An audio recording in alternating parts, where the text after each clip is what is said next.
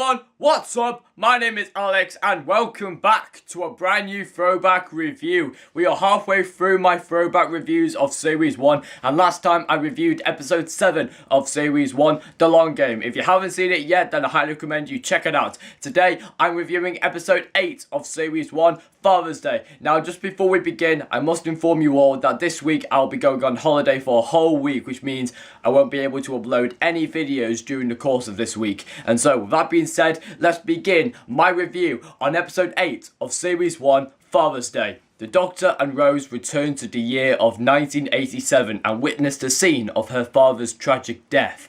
But when she interferes with the course of history, the monstrous Reapers are unleashed upon the world, and a wedding day turns into a massacre.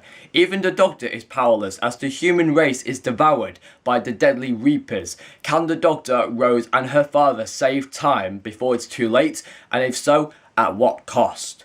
Now, in terms of rewatching and revisiting this episode is possibly one of the best emotional and tragical stories that I've seen in Doctor Who's history.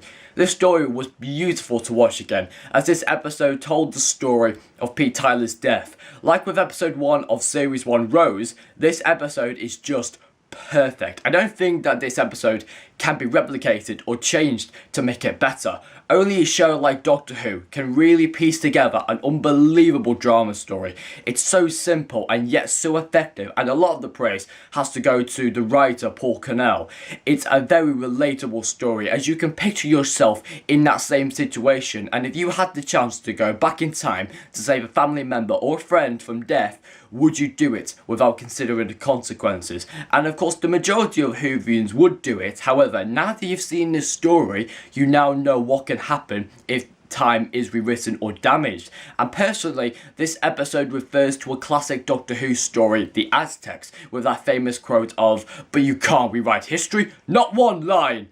And in a way, this episode kind of tells you the details of that same quote, but pieced it together in a modern twist with the addition of the Reapers. Now for me, I found the Reapers incredibly frightening, and yes, the CGI does look old, but I've been grown up to admire and appreciate old villains.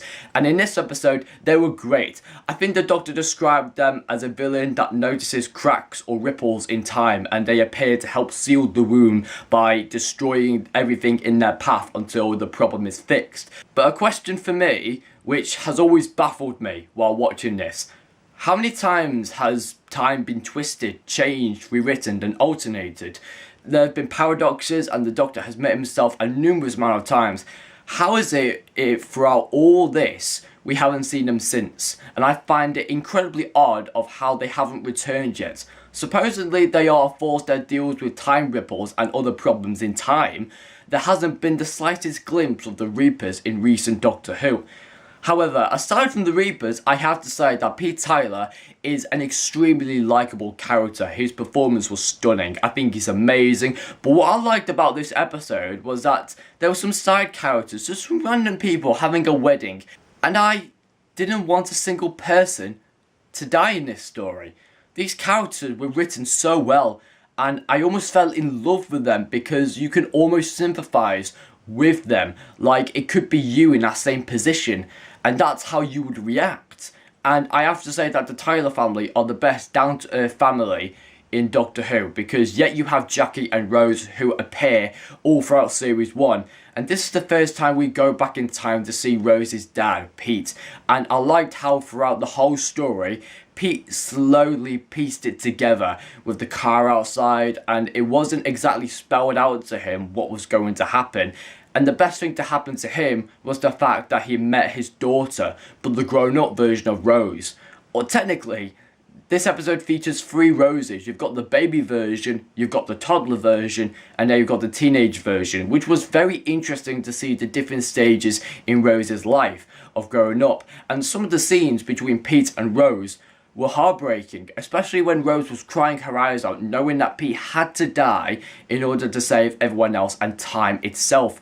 Moments like those really make this show so emotional and beautiful at the same time. The moment when Pete kills himself at the end, time is then fixed and everyone forgets this entire situation of the Reapers appearing and causing havoc.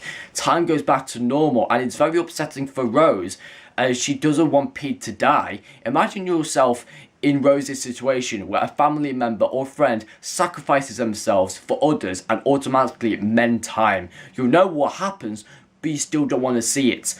And it was bittersweet when he said some of those things to Rose that were happy, but he wouldn't do that. Like, I never was there for you. I never took you on those picnics. I never told you those bedtime stories, but I'm going to do this for you. I'm your dad. This is my job. I'm going to do this for you. And it was truly tragic, but in a beautiful way though. He takes his own life, and then Rose goes to see him one last time before he slowly dies. You could say that this is the sad side of time travel.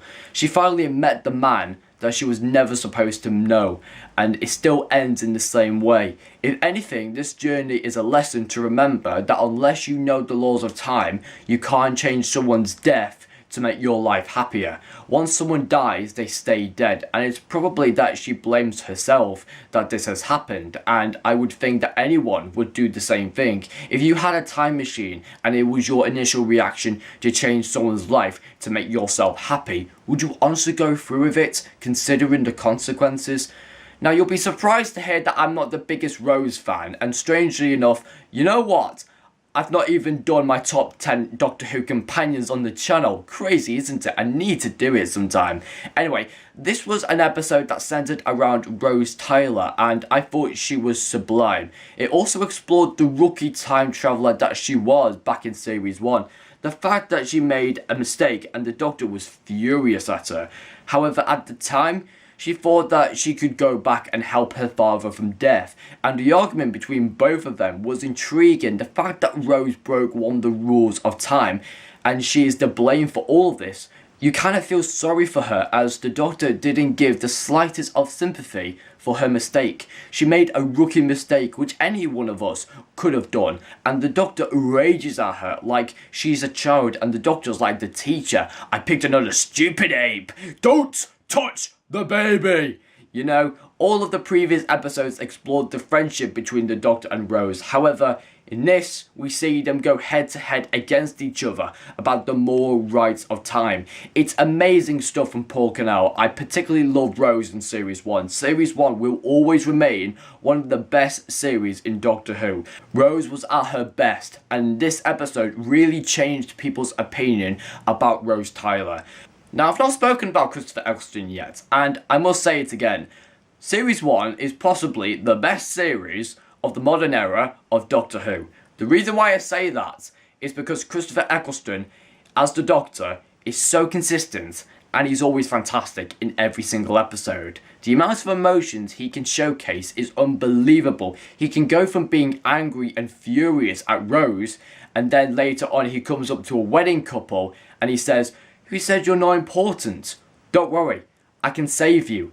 This is what I mean. When he's talking with other side characters, he can make those side characters feel so important and so valuable in this episode. He makes every character feel that they have a place in this story. He was brave, he was unselfish, he was infuriating at times, but as a whole, he was the Doctor. If Christopher Eccleston did a second series of Doctor Who, although I would honestly love it, however, nothing beats Christopher Eccleston's first series, and this series as a whole, it's just perfection. Some episodes may not be as fantastic as many people would think, but the impact that it had on us at the time made us love Doctor Who more and more, and I respect Christopher Eccleston for doing that.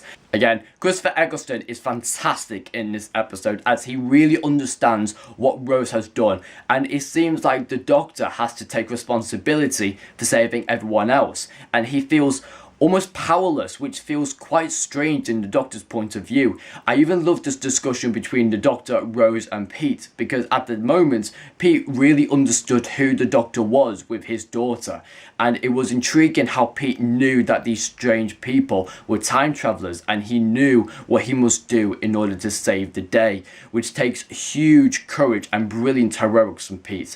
I love all the characters. Every character had their individual moments, and the characters were invested really well. The story was written beautifully by an underrated writer, Paul Cornell. and this episode definitely teaches you a lesson in the laws of time and why it's so dangerous to shape and change history. I always go back to this line from the classic series: you can't rewrite history, not one line. And with that being said, it's the end of my review. My overall rating for this episode is a 10 out of 10. Please let me know, what did you think about this episode in the comment section down below. Don't forget to like this review and remember to please subscribe to this channel for more amazing videos. Stay tuned next time where I'll be reviewing episode 9 and 10 of series 1, The Empty Child and the Doctor Dances, which I cannot wait to review. Anyway, thanks again for watching, and until next time, take care of yourselves, enjoy the sun, and I'll see you soon. Goodbye!